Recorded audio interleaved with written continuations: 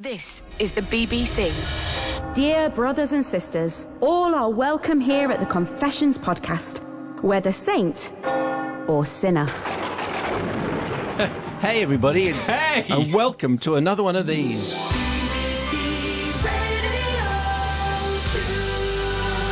Yes. It's always Christmas in It this. is, isn't it, in a this way? studio. There's an element of Christmasiness. Sort of magicus. It is a kind of a magic moment, this Confessions podcast here in the Correct. fag end of February.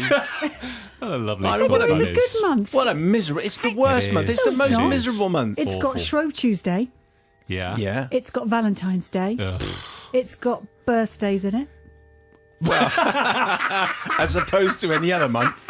Is it your It does birthday? have birthdays. It's got in my it. birthday. Oh, Okay, it's got your when's It's got birthday? Tim Smith's birthday. When's your birthday? It's got Tim Smith's birthday, my birthday. I'm not telling you. When you is give your me birthday? the bumps. I'm not having the bumps from you two. You'd be rubbish. The bumps is a very interesting tradition. Yes. Anyway, Matt, have we forgotten? Let's just work this out.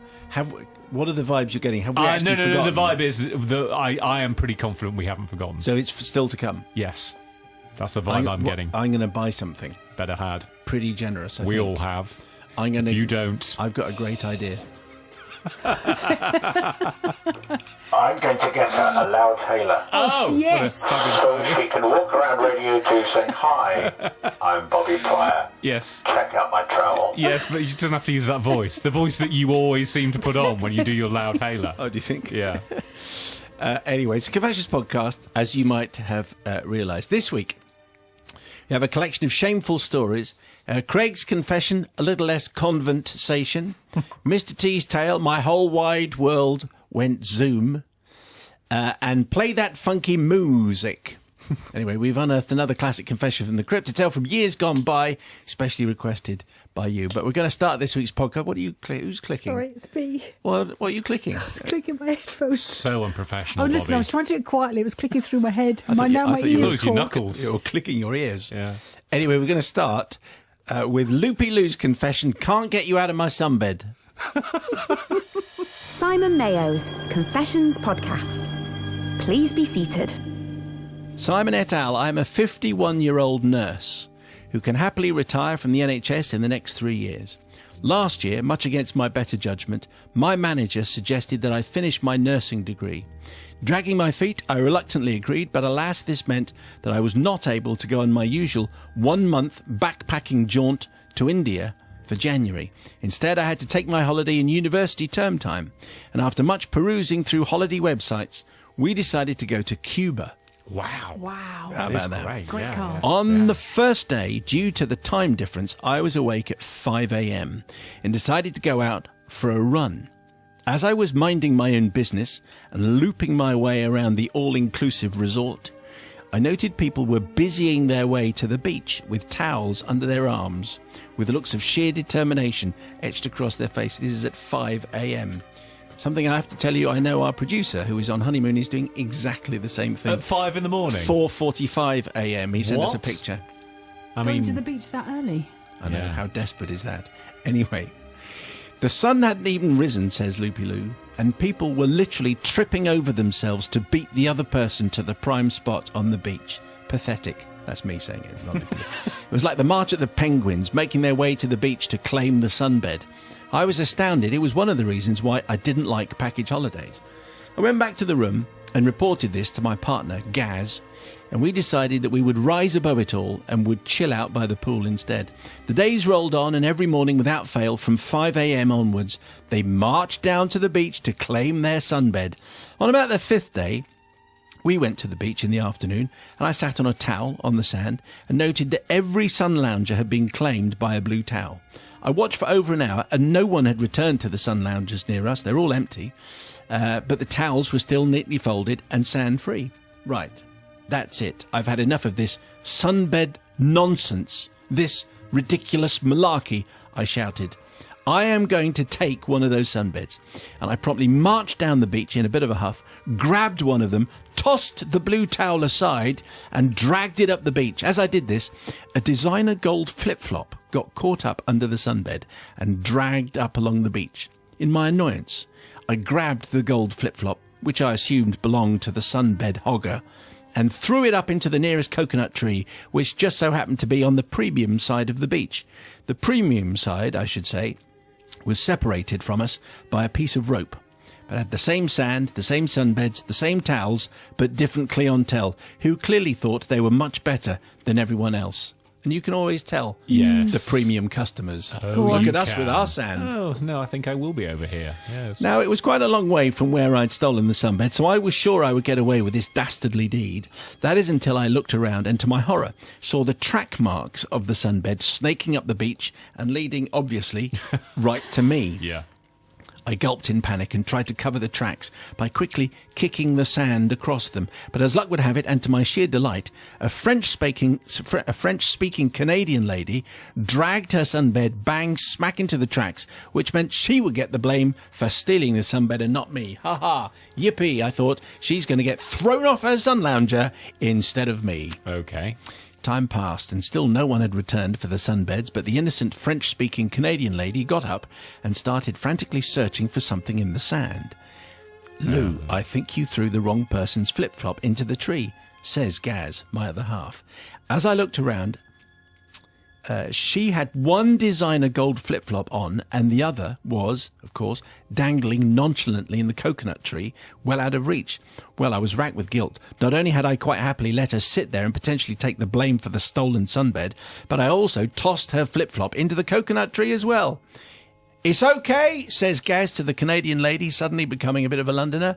Your flip-flop is in that coconut tree over there, look! It's up there, he says, pointing high into the sky, whilst looking from flip-flop to me and back again.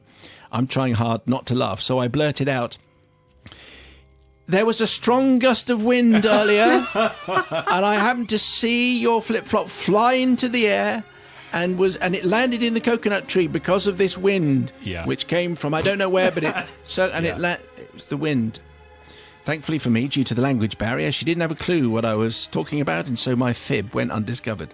Eventually, her partner beckoned me and 2 beach attendants over to the tree. Shake after the count of 3, one of the beach attendants bellowed, also in a London voice. We braced ourselves and shook the tree with all our might. Hurrah! I shouted in a trad English style as the flip-flop dropped from the tree straight into the arms of its owner. What we didn't take into account was what would come with it. So not only did the flip-flop fall, but some of the other contents and residents of the tree. And that is why 5 coconuts, 2 whole branches, quite a few bugs, a lot of dust, a dozen lizards, and a tarantula spider. Oh, what? Brown, about the size of your hand. Oh, no. Fell from the tree. Well, you should have heard the screams. Everyone scattered in different directions, along with the premium section customers who, when I last looked, were leaping from their sunbeds with looks of complete and utter disgust on their faces that I had entered into their section and ruined their day. We didn't pay all this money to have this kind of thing. The tarantula, identified by the flip-flop lady, climbed straight back up the tree, in case you were wondering. So, obviously, I'm not asking for forgiveness from the sunbed hoggers, as they got what they deserved, with dust and lizards and spiders and stuff. Not from the stuck-up premium class, because they didn't see the funny side of it, nor from the Canadian flip-flop lady, because she got her flip-flop back.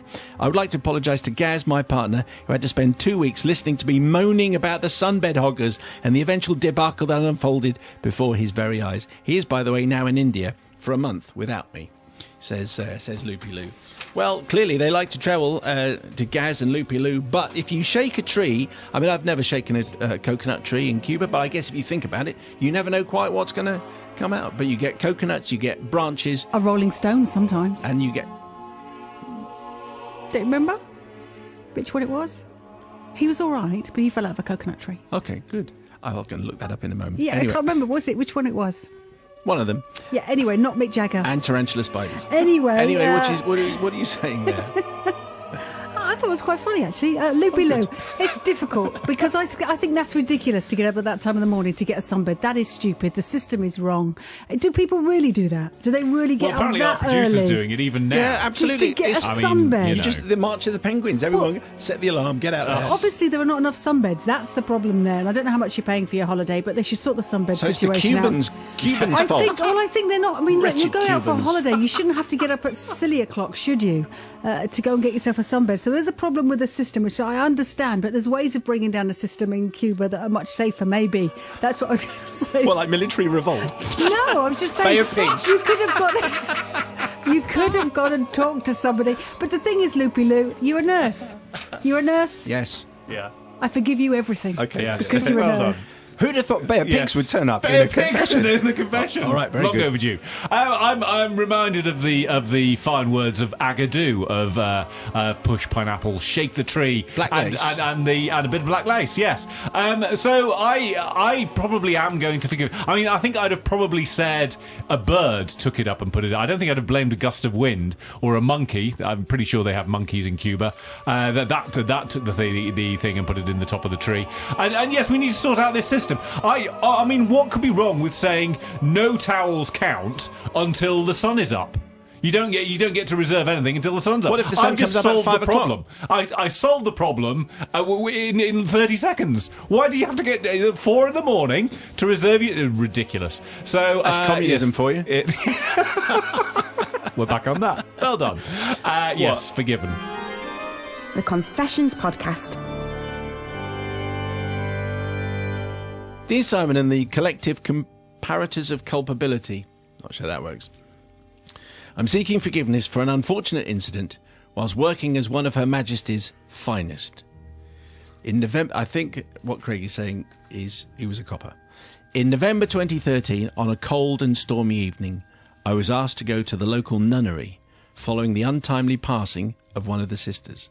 There's a bit of an Agatha Christie feel to this. I don't think there is. I Bit mean, of a- you know. Bit of a P.D. James. P.D. James, that's what it is. Okay. Upon arrival, I spoke to the Mother Superior and the great-great-niece of the deceased sister, who was a very attractive, newly qualified doctor. She was acting as the next of kin as her mother was away on holiday. Between the Mother Superior and the niece, I established that there was no foul play and that at the age of 93, the sister had passed peacefully in her sleep. The protocol in this situation means I had to complete a report to the local coroner for any inquest that may be needed. I used this time to chat to the niece about her budding career in one of our local A&E departments.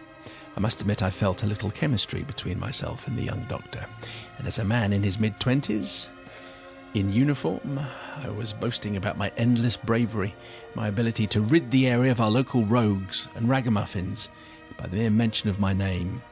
Basically, Simon, I was showing off in the hope of the next time I might bump into in the local A&E, I might either get her number and take her on a date or get the prisoner I was escorting examined a little quicker. Either one would have been a bonus. What? He's working a number of jobs Yes, here. clearly, yeah, a couple of angles, right? That's what he's doing.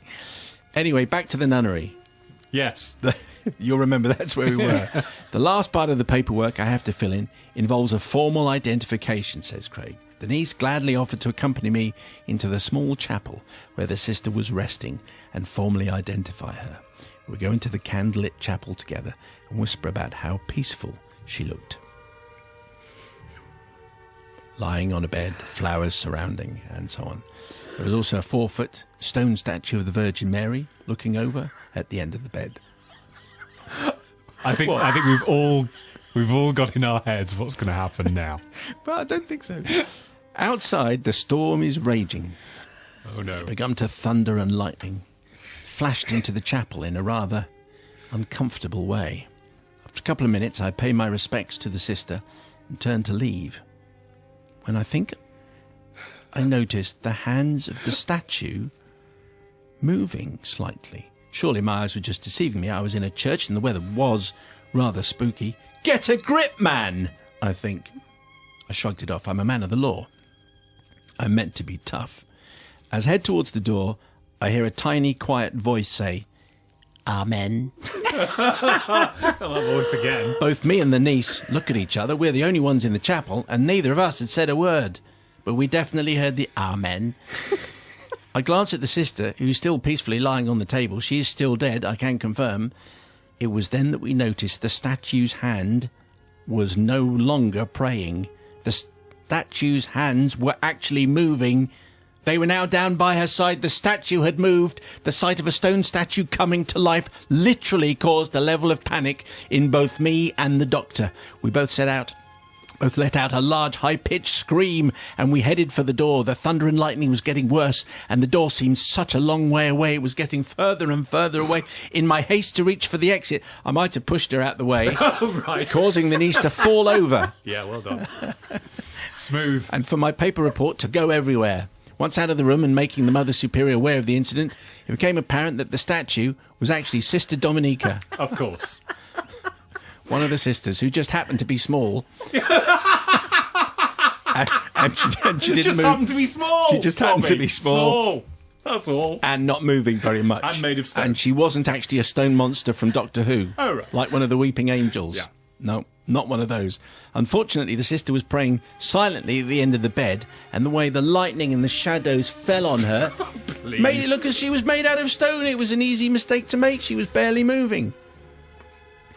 Anyway, Father Simon, I seek forgiveness not from the niece who was thrown to the floor in my bid to escape. She should have moved quicker.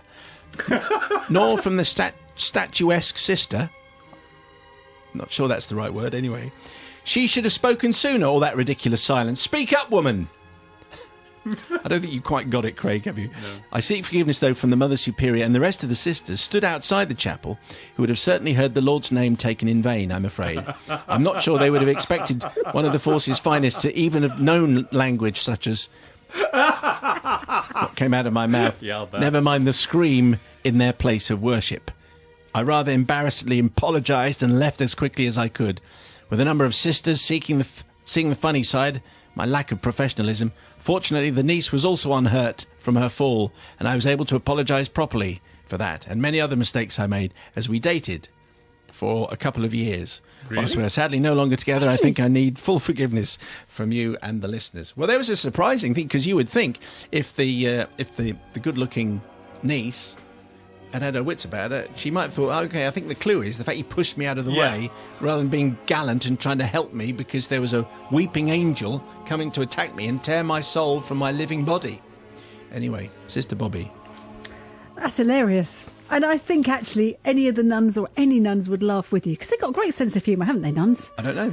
Yeah, they have, of course. They How do deal you with know all that, sorts of, well, they deal with all sorts of things in life. So I think, a sense of humour is one of the ways that, they I deal bet with some of them things. have, but I've seen Sound of Music. Some of them didn't. Okay. All right, I think a lot of them have, and I think they would be fine if, Craig, this time, I kind of forgive you for what you asked to be forgiven for, but that niece, I think she got away. And I'm glad she got away, because I think you maybe not be the best person for her future, given the fact that you pushed her out of the way. That's not very Also, gallant, who is it? confuses a real person for a statue Well, I made think out of actually stone? the thing is, though, the difficult thing is that you're lighting, and also it's one of those unreal situations. It's not normal, so kind of your usual faculties don't work in the usual way. It's different parameters. However, I do think, although I'm not sure really on the ceremony, whether if someone enters the room, maybe you acknowledge them, but then she was praying silently and you didn't want to disturb her, so it's difficult. I don't know what's right there, but actually, Craig, you are forgiven today, this time. In matters of religion, we always turn to Brother Obviously, Matthew of which I am very much an authority. So here we have the thin blue line turning the air blue in front of a blue nun. Almost. Oh, wow. Yes, very good indeed. Clearly, Craig needed some... Didn't he not have to pass a sight test in order to be a copper? You walk in and you confuse someone with a statue just because they're standing immobile, or probably actually not, and even moving their hands, and you couldn't tell, oh, that's not a statue, it's a person, and here I am in a convent, it's probably a nun. So I'm not going to forgive this time. I think, how on earth did he persuade her to go out with him afterwards? Unbelievable. So yes, I'm not going to forgive. Simon Mayo's Confessions Podcast. That was Craig's confession, a little less conventation. If you missed Craig's confession on the show that went out this week, you'll have missed the reaction on the people's verdict. And all the hardcore people are there for this. It's just after 6. It's not Quite difficult. right. Not difficult, just there for a few minutes. Anyway, we like to share it on the podcast because we like to treat everyone more or less equally. So here are the best of the messages that we get. Here's some of them anyway. Messages like this. Laura in Bristol. He's a copper. His job is to protect. And when he thought he was under threat from dark forces, he pushed a lady out of the way to save himself. No forgiveness here. Shame on him. Yeah, there was the vicarage No, right towards the Dad's end there. army Yeah. voice. Okay, very good. Still to come, this. A far-off distant voice in my head said, blimey, that's a bit unhygienic. But Uncle Ron, as I mentioned, is very wise. He told me about it, so it must be true. Which could refer to pretty much any confession. Anyway, over to the parish notice board. Look, isn't it beautiful and adorned with the new correspondence we've received this week? We are loved. Bobby, do you feel loved? I feel think you extremely are. loved. Amongst all the notices and phone pictures, what has caught your attention? Well, I've got a lovely email to say, and this is an email from the other side of the world, so it took some time to get here. It said, "Hi Simon and the team. A few months ago, you read out my review on iTunes. I was the guy that moved to New Zealand, do you remember? Yeah. And listened to you on a Saturday evening driving from Auckland to Kerry, which is up north in New Yes, it Zealand. is, yeah. So I'm going to be really cheeky and ask for 2 car/truck stickers. Mm-hmm. One for my truck that I drive in the week. See photo? You see that? It's an enormous Goodness. beast. You've got a proper me. road train, you've got a cab, you've got Yeah. at least 3 trailers there, haven't you? That's a lot of wheels. Anyway, he says one for my truck and one for my car when I'm at the weekends. Great podcast, just so I can't listen to the whole show as the 3 and 4G is not so good in some of the places I go to. So, thank you very, very much. That is a gorgeous, gorgeous, gorgeous request. You wonder what your... Come on, New Zealand, get your 3G and your 4G sorted. I mean, come on. It's not as though we have any problems. Can I just say that was Simon? He moved to New Zealand. So that was his name? Yeah. So it was to me and everyone else, but it was actually Simon the trucker. Yeah, Simon All right. the trucker. I think he's going to get all those car stickers. We might send him 7 or 8. Well, he might get a co-driver at this rate. I quite fancy moving to New Zealand. Do you? Why Yeah. not? Why don't we all move to New Zealand? I No. went on my honeymoon to New Zealand. It's gorgeous. No. Yeah, let's all go, Bobby. No. Let's all go. Yes, I I'm want sold. to move and go trucking with Simon because I like the Yes. country. I don't want to go with you two. Oh, I think so. I think you would, though. Once we got there, we'd be completely different. Yes. Thanks, Simon. No, you'd really like Not us, you. honestly. Matt, what have you got there? Yes, Ronald from Paisley emailed in to say, on a busy train going to the Scotland-France Six Nations rugby, I helped a fellow fan gain access to the Six Nations app, and I took the opportunity to subscribe them Excellent. to the Confessions podcast. You will see that I'm sending this pre-game, so the result may be karma if we lose, or maybe I need to do this every time if we win, and Scotland did win. So now he does have to do this before every game. Excellent. That's very good information. Thank you. This from Joseph, who's in Essex. Simon and the Beautiful Ones. Oh, yes. Very much how I think of myself. As someone who has had not 1 but 2 confessions featured on your marvellous programme, Wow. I'm not at liberty legally to divulge which ones, but I am cabin crew and was once a mobile DJ. Oh, yes. Okay. Perhaps your more astute listeners can remember which ones I featured in. Please accept this email as a plead for a drive time car sticker. I'm sadly now single and don't have anyone to sign up for your podcast, but here's a picture of me making a bottle of screen wash. What? Oh, I see. And you're on your own? Oh, this sentence is going to be really good. Go on. It's a picture of me making a bottle of screen wash, push a button on an iPad, which I hope will suffice. What? So I'm not quite sure what it proves, but it's a So he's got this bottle of screen wash, and he's using it to push a button on an iPad. Oh, I see. To take the picture while he's doing something Yeah, else. but what is that? Oh, I see. It's a remote thing, isn't it? That's what he's using. It doesn't matter that it's screen wash. It's It just could be anything. Yeah, it's a bottle that he's using to. Imagine a long yeah. finger. Yeah, exactly the same. Yeah. Well done. Does he get one? No. Yeah. Yes. Why not? You said no, and then you said yes. You're so flaky. Yeah. Time now for our... Okay, well, yes then. There you go, casting vote. Now for our weekly trawl through the gutter, as we highlight the confessions that haven't quite made the cut for reasons of brazen immorality, sex, violence or disturbing images, or all 4. Yes, so we're please. somewhere between a 15 and an 18 certificate.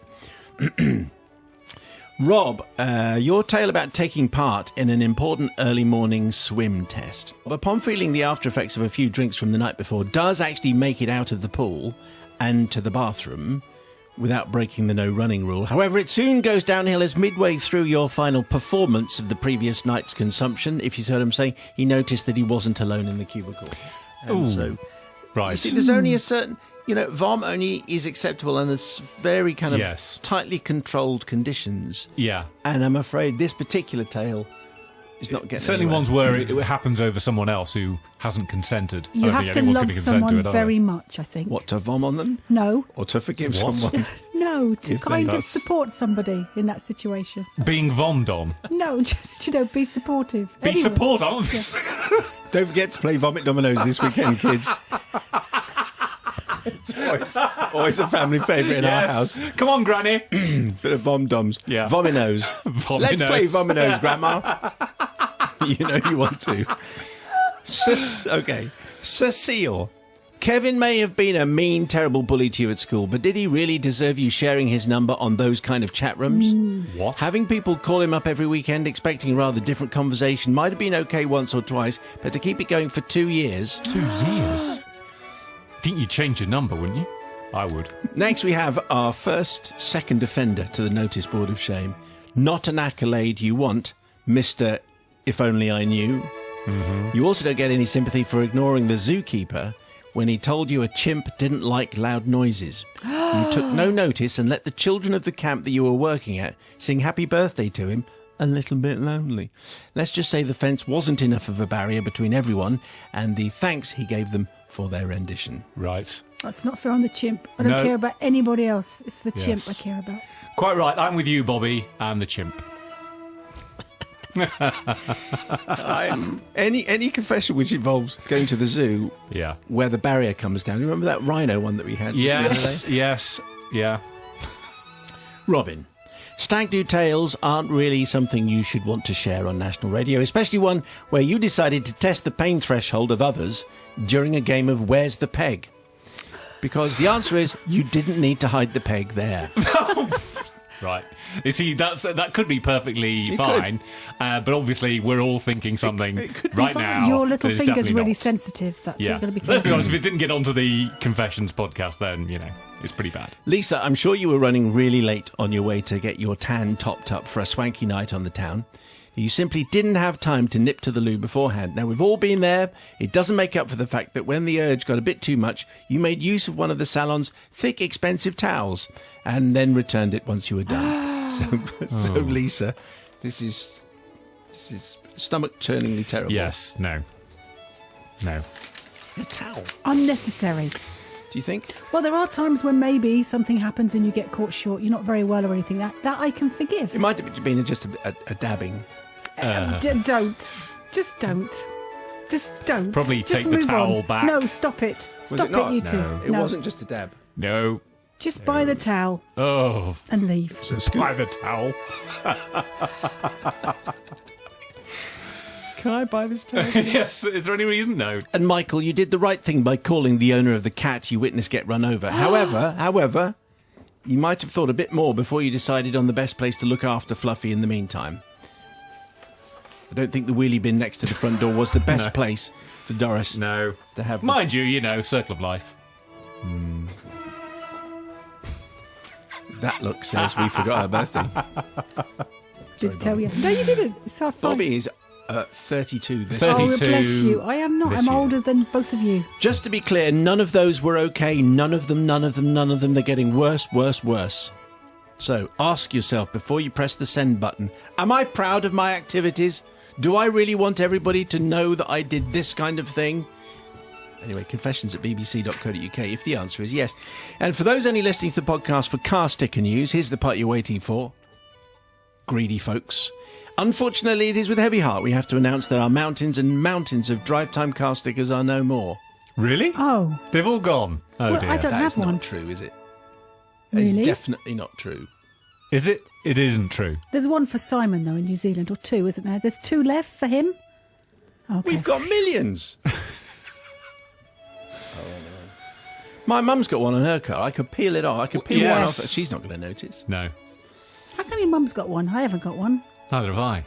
Well, she got one like when they turned up originally about 6 years ago. Oh. I charged her, obviously, £5. Anyway, we're out. So the last few are in the post today. Now, we'll try and have another look in the basement to see if we can find another box that we missed. But for now, if you have a car sticker, you should feel privileged. Simon, Joseph and Ronald, we have just posted yours today, so expect them soon.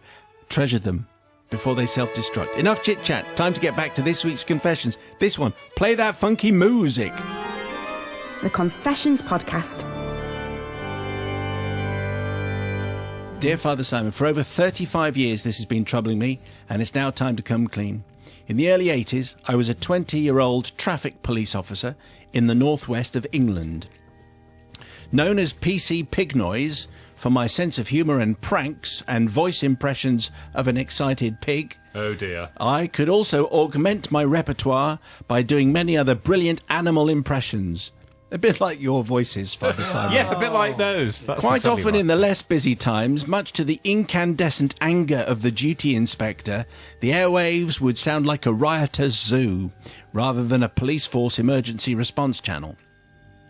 One early summer morning, myself and my crewmate were on patrol in one of the more rural parts of my patch, and just as daylight was breaking, we came across a field full of dairy cows. Knowing that cows are inquisitive beasts, having worked on farms before I joined the force, I wondered how they would react if I were to attempt to communicate with them. Like Dr. Dolittle. At this time, our expensive patrol cars had just been equipped with state-of-the-art public address systems. Oh, I say. Well, I think we can help out there. Which I thought I would put to some good use to amplify my callings. So I parked in my car alongside the field, duly encouraged my mischievous crewmate. I turned on the PA. Okay, pay attention, cows. I let out a gentle Moo. Moo. This attracted the attention of a few of the bovines, who instantly stopped grazing whilst raising their heads and looking curiously at us. Another but louder Moo. Moo. attracted the interest Dear. of more of the herd. Another moo triggered all of them, and they began walking towards the fence where we'd parked. Having realised I'd grabbed their attention, I gave a world beater. Moo. Moo. It was uncanny, It was, yeah. Moo. Yeah. whereby the gentle stroll turned into a full-blown stampede. Goodness. The sight of big dairy cows racing each other was hilarious. My crewmate and I were beside ourselves, laughing at what we'd done. The whole herd arrived at the fence near the now silent patrol car, pushing each other to get closer to this white mechanical cow. Okay, then calm down, cows. Moving on. Feedback cows. Got false teeth. State of the art. Yeah. After our laughter died down, we decided enough was enough and resumed our patrol. That was until the following night, when my crewmate encouraged me to do it again. It was all repeated over several nights that week, much to the amusement of my crewmate and myself. Well, word got around the other officers of my Dr. Dolittle talent, and on the next set of nights, I got a call from Control to rendezvous with another patrol, coincidentally at the same spot where I was now holding regular surgeries with my herd. On arriving, I was met by several fellow officers who'd come from far and wide to see this extraordinary spectacle. A bit like the circus it was. Not wishing to let them down, I performed fabulously, even though I say so myself, much to the gut-busting amusement of my colleagues who encouraged me for more. My herd of compliant beasts had not let me down and stepped up to the plate magnificently. One massive and spectacular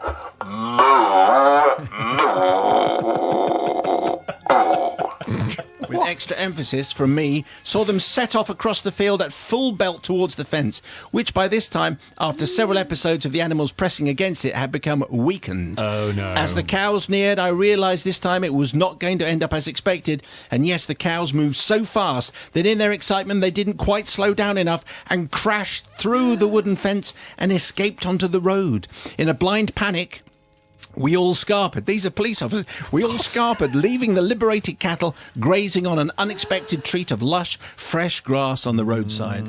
Within minutes, a call came over the radio reporting that cows were wandering on the grass verge at the very spot where our exploits had taken place earlier, funnily enough. Rather sheepishly, if you see what I'm saying, we all returned to the scene of my crime, and I tried one more effort. Okay, move along. I know you're cows, but that's no excuse. My colleague knew the farmer and duly dispatched himself to get out of bed. The farmer arrived on his tractor a bit dishevelled and sleepy-eyed with a hammer, wood and nails, not being best pleased as he'd been woken because his cattle had escaped. We helped to round them up, quite generously, I thought, and assisted him in fixing his fence. He was dutifully advised to strengthen all his fencing alongside the road, as, we warned him, allowing your cattle to wander on the highway is an offence. Eventually, his grumpiness turned to gratitude for our corralling skills and being told that he would not get done for the offence. That was very generous of us. Yeah. That was the last of that until a few years later, having been promoted to sergeant and voluntarily transferred to another force hundreds of miles away, I was confronted by my new team who'd heard of my exploits on the grapevine. They begged me to perform a one-off show for them. Having given it some serious thought, but now accepting that a supervisory officer should lead by example, atonement was the order of the day. So the show was cancelled. I haven't done this since, and retiring after 32 years' service, I too was awarded the Long Service and Good Conduct Medal from Her Majesty the Queen. So, sorry, Mum. So anyway, forgiveness and absolution from 1, the inspector for blocking the airways with the sounds of the countryside. 2, the farmer for curdling his milk, wrecking his fence and disturbing his sleep. 3, the herd of cows for disturbing their peaceful existence. And 4, the motorists who we had to delay whilst rounding up the cows because they'd all escaped. So am I forgiven, says PC Pig Noise. Let's see how this works out. I think I know what's going to happen here. Sister Bobby going first. It's really simple. No, no, no, and no, and no, There you go. and no. Oh, really? What were you thinking, chatting up cows, which actually is harassing cows? Huge impact on the yield, no doubt, every day. Upsetting that. That's going to be no good, is it? And also, as you saw, look what happened. Not happy with kind of one night, okay, leave it alone. They all break free. That could have been really, really, really, really, really a very different story. Really? And then the Really? police, and then the poor farmer gets the blame. That's what I really don't forgive you Really? for. That's awful. He has to worry about his stock all the time. You did not help. You are unforgiven. You're very naughty. Right, okay, let's see what Nigel makes of that one. Bobby not sitting on the fence, broken or otherwise. Oh, and very good. Dr. Doolittle, or PC Doolittle, probably very apt. Once I can understand, but to do it on a regular basis, obviously, as you say, these lovely Frisian Holstein cattle, very by the size of it, it sounds like they were big ones, so I think they would have been of this variety. Their milk yields would have been crashing down. And they are beautiful animals and very inquisitive. And he took the mickey there, without doubt. And, 10 squad cars there should have been there in minutes to round up those cows. To do it on a regular basis, on this occasion, PC Big Noise, you're not forgiven, kid. Once would have been fine, repeatedly no. Not going very well so far, Matthew.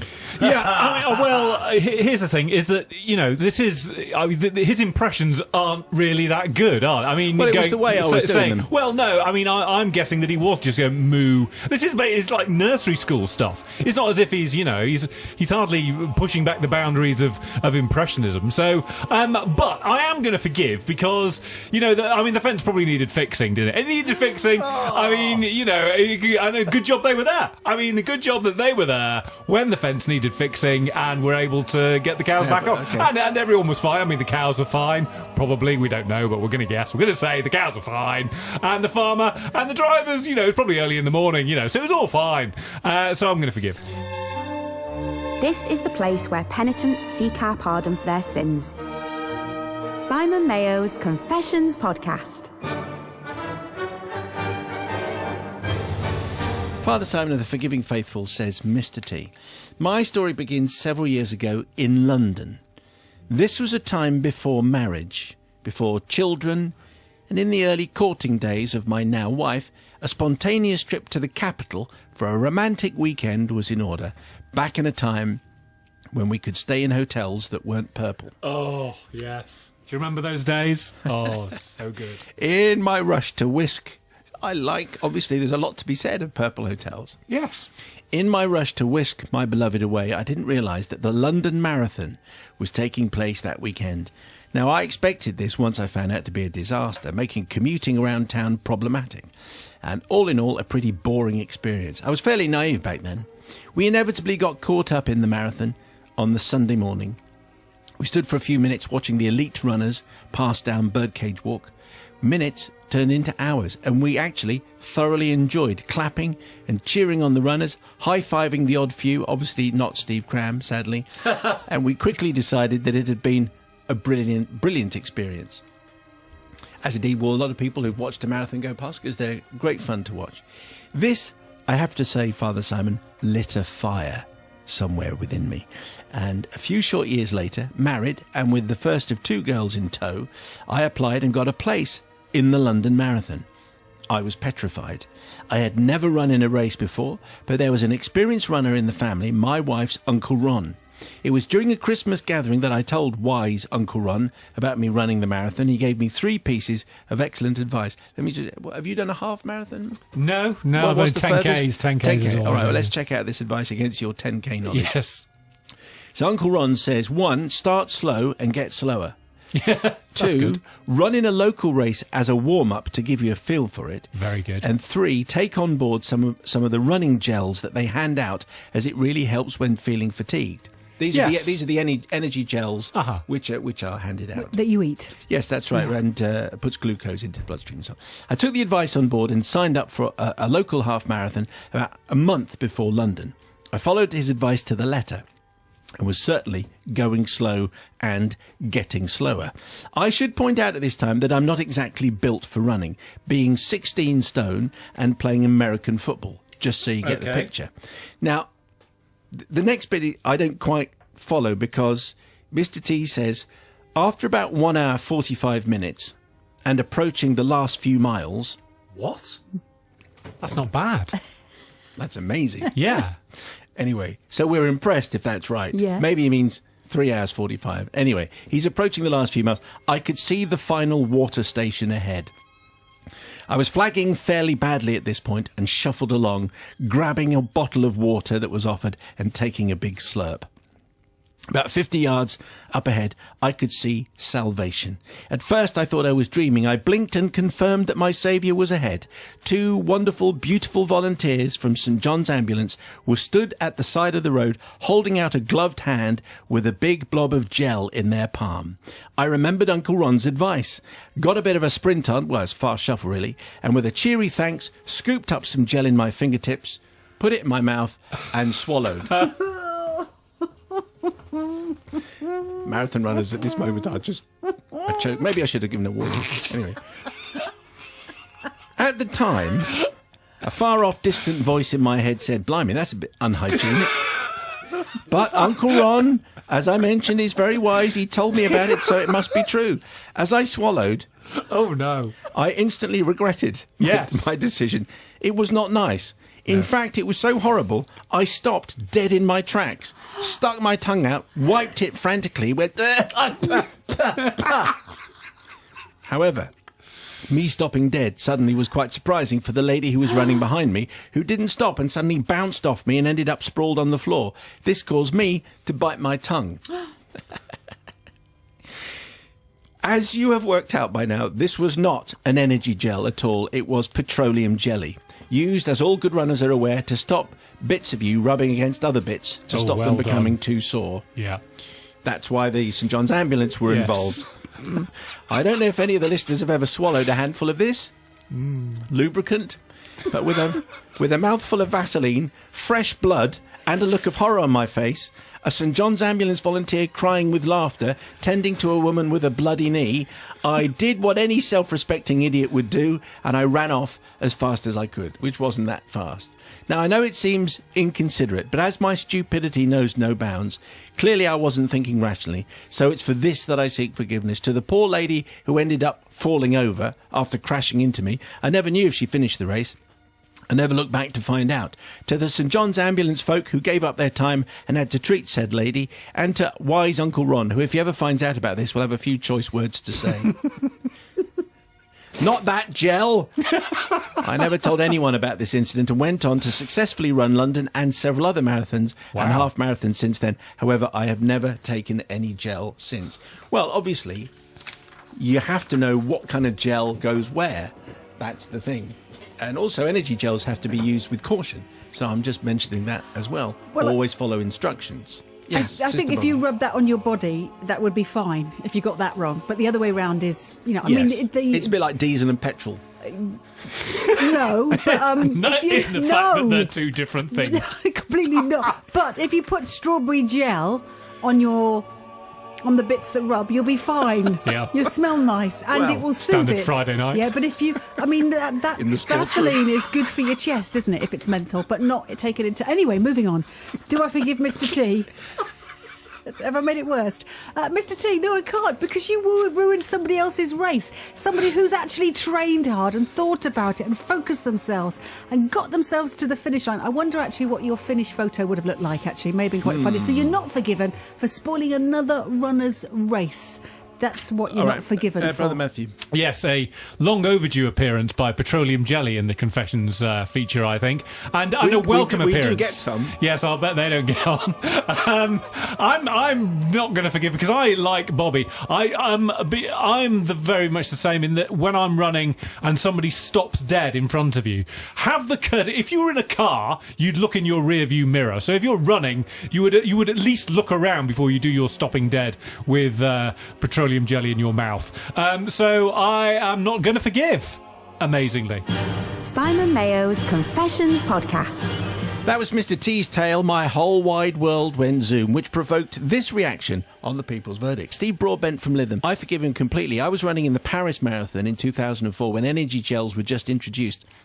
And I used one to lubricate between my legs that were badly chafing. And it worked at first, but then it began to set, and it glued my legs together. So we had quite a long conversation about energy gels after that. Anyway, that concludes this week's batch of confessions. Maybe it's inspired you to send in yours. It's confessions@bbc.co.uk. Before we go, we've got another treat from the Confessions Crypt. This week has been requested by Mark Hale, George from Eaglescliff, Gary, Andrew and Dave in North Wales. It's the one we called You Can't Curry Love. The Confessions podcast. Dear Forgiving Foursome, this is Jules. In the early 1990s, I was working as a chef in Lancashire. It was a small but popular eatery that was owned and run by a jolly fat man who had an uncanny knack of making everybody happy. He also had the talent of being able to recruit the best-looking local girls as waitresses, which for me led to a very pleasant working environment. There were two chefs in the kitchen, and I was the junior, but the senior chef was a kindly and patient man, and I learnt a lot from him. In fact, when I look back on this period of my life, it was probably the happiest 2 years in my catering career. The hours were long, but everybody was happy, and we all worked well as a team. The only blight on this otherwise perfect tomato was Captain Watkins.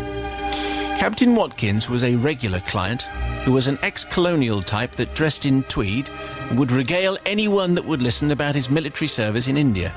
He spent most of his time bossing his poor downtrodden wife about, telling her where to go and where to sit, and even dictating what she should eat and drink. He was a thoroughly objectionable fellow, and everybody disliked him. The waitresses hated him for the way in which he treated his wife. The waiters didn't appreciate the way in which he would put his hand in the air, snap his fingers and shout, "Boy!" Always goes down well. Whenever he wanted something. Clearly this is a big setup for what's coming up. I like this. Whenever he wanted something, he upset other diners with his boorish manners and even managed to upset the otherwise unfazable owner of the establishment by never actually booking a table, but would turn up at 8 p.m. on a Friday evening expecting a table for two to be available without fail. However, it was the chefs that he managed to upset the most, as he would, every time he came to the restaurant, wave the menu away when it was presented to him and demand that something special be cooked for him. The poor flustered waiter or waitress would stumble into the kitchen asking what specials we could rustle up. After a particularly bad Friday evening service, which had been wrecked by the captain's childish demands, I decided to do something about it.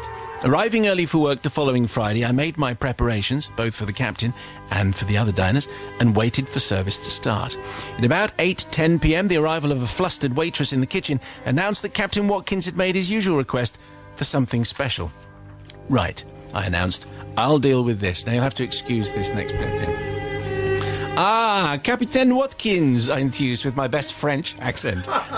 But, John, it might have been a bit like this. "I'm so pleased that you have joined us for this evening. For you, I have prepared something truly special. For starters, I have obtained for you from the Enstal Alps of Austria, Austrian blue shrimps." Becoming a little dramatic at this point. "Served on ice with a brace of fresh oysters." Mit oysters? For main course, I have prepared for you a traditional Punjabi mutton curry. I give up at that point. At the mention of Punjabi curry. Captain Watkins' eyes lit up, and the fact that Austria is a landlocked country that cannot possibly produce shrimps, let alone blue ones, didn't seem to occur to him. A Punjabi curry, eh? So this is my full repertoire being used here. He growled enthusiastically, I'll look forward to that, Sonny, because I've not had a decent curry since leaving India. Better not be cold, I want a hot one, mind. He warned with a scowl on his face. Assuring him that he would be fully satisfied, I retired to the kitchen, whereupon I removed a half-pound of standard cooked Atlantic prawns from the pint of blue food dye they'd been soaking in for most of the afternoon. These went down well with the captain. I then turned my attention to the curry.